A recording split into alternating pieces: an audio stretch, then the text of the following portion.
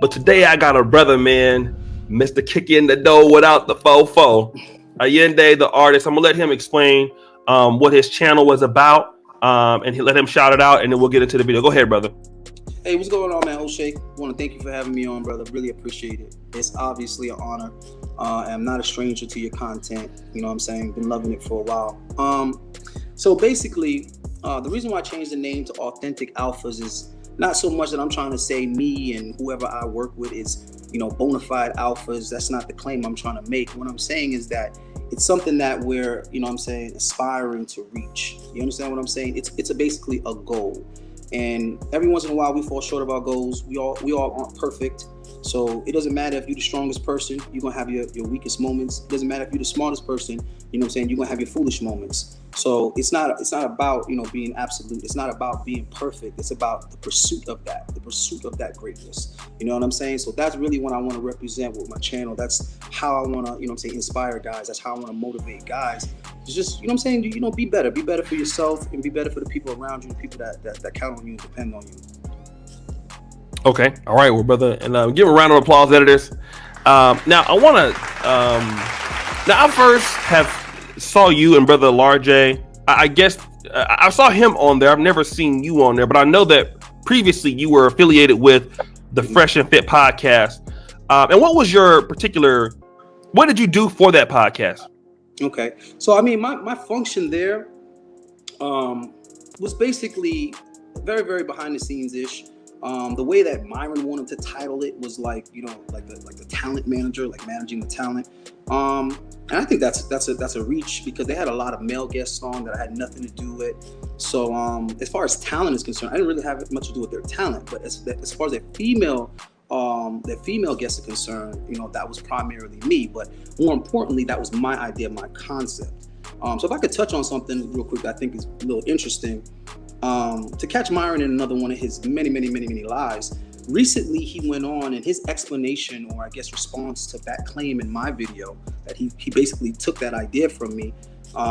We obviously had an agreement. It's not like he took it out of my back pocket.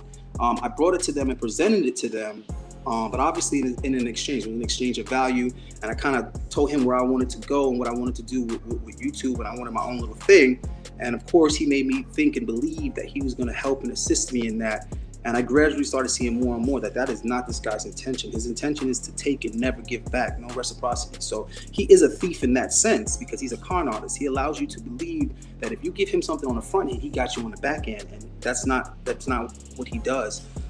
So anyway, so that's why I brought that concept. But let me just talk about his rebuttal to it and what he claims is some type of evidence that I'm somehow lying. So he shows a clip of the first time they had girls on that weren't already like some type of Instagram celebrity or some type of porn star or whatever. Like the first time they had just normal girls on. Right. Now this episode took place in January. It was only two girls. Now what's interesting about that is I was with them in January. I was there. I know the two girls they were talking about. I'm very familiar with that episode. Okay. I was working with them at that time already. And this is the time that I was basically trying to present that idea and that concept to them.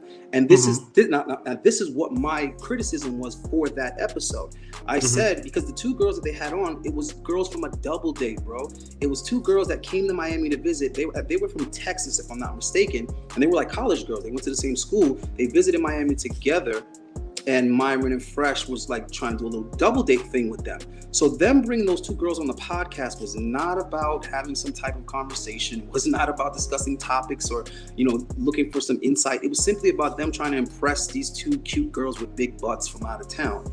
And they were just conveniently around because they were dating those girls. They were going on a date that day. So basically they just said, well, hey, we already have the girls. They're already waiting on us to do the episode. And we ain't got shit to talk about because it's just them too. It's never really interesting. It's just them acting childish like college kids. So what happened was, since they didn't have a substantial topic to talk about, they said, you know what? Ooh, brainstorm, light bulb go off. Let's just throw these two girls on just to cover an hour of chit chat, just to get us through a freaking day episode.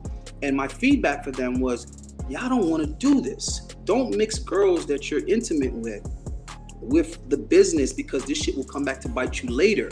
Right now, the girls are just doing it impulsively, like, okay, that sounds cool. I've never done that before. I've never been on a podcast. Okay, let's do it. Great. What happens when you guys blow up in the future and those girls look back at it and feel, these guys are millionaires, they're making all this money. Like, wait a minute, why didn't we get paid to do that episode? Or the sex was even that good, or, you know, they might have some resentment, something might have happened personally, maybe one of them walked off on a date, whatever.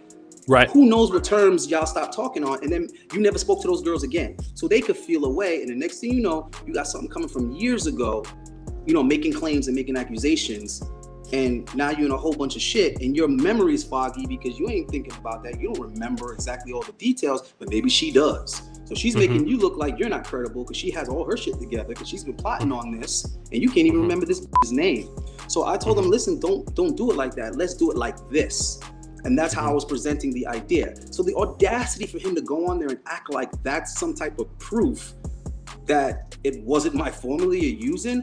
Two girls that you met and hooked up with in Miami that were visiting, going on your show to fill some airtime because you didn't have anything of substance to put there, is a far cry from organizing groups of average good-looking women who don't know each other to come on and discuss specific topics. I'm sorry, O'Shea, those are not the same.